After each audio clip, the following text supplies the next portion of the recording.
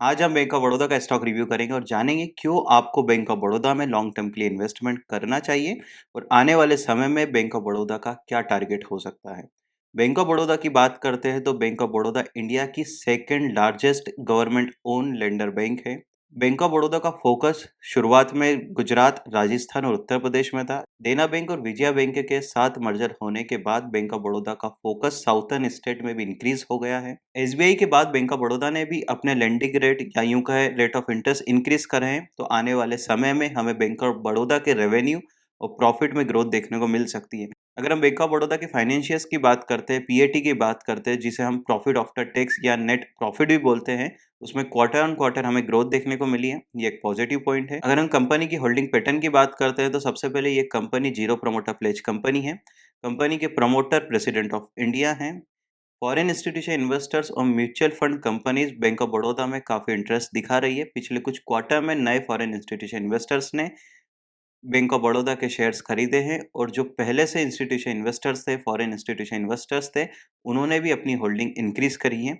ये भी एक पॉजिटिव सिग्नल है। जब भी हम बैंक सेक्टर के किसी भी स्टॉक का रिव्यू करते हैं तो हम एनपीए पर जरूर ध्यान देते हैं। बैंक ऑफ बड़ौदा के एनपीए की बात करते हैं तो इंडिया की सभी पीएसयू बैंक, गवर्नमेंट बैंक के एनपीए का जो एवरेज है उससे नीचे है बैंक ऑफ बड़ौदा का एनपीए।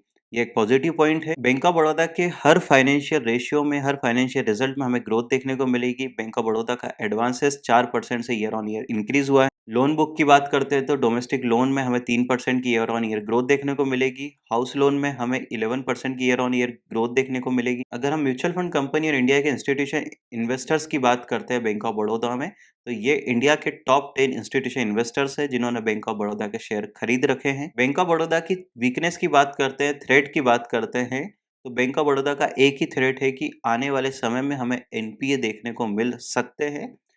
हालांकि बैंक ऑफ बड़ौदा ने अभी काफी एनपीए को रिजॉल्व करा है, वहां से काफी पैसा निकाला है। ये एक पॉजिटिव पॉइंट है। बैंक ऑफ बड़ौदा का टारगेट जानने से पहले मैं आपसे एक रिक्वेस्ट करना चाहूंगा, हम आगे भी ऐसी ही कई कंपनीज का स्टॉक रिव्यू लेकर आएंगे। आप हमें कमेंट सेक्शन में कंपनीज का नाम सजेस्ट कर सकते हैं। हो सकता है थोड़ी देर से, लेकिन हम उस कंपनी के ऊपर स्टॉक रिव्यू जरूर लेकर आएंगे। अगर हम बैंक ऑफ बड़ौदा के टारगेट की बात करते हैं तो शेर खान ने बैंक ऑफ बड़ौदा का टारगेट 128 रुपये रखा है। वहीं पर एम के एक रिसर्च कंपनी है, उसने बैंक ऑफ बड़ौदा के पर रिसर्च करी थी, उसने बैंक ऑफ बड़ौदा का टारगेट 145 रुपये रखा है। अगर आप लॉन्ग टर्म के लिए इन्वेस्टमेंट करना चाहते हैं, 2 साल, 4 साल, 5 साल के लिए, तो बैंक ऑफ बड़ौदा में आप जरूर इन्वेस्टमेंट करिए।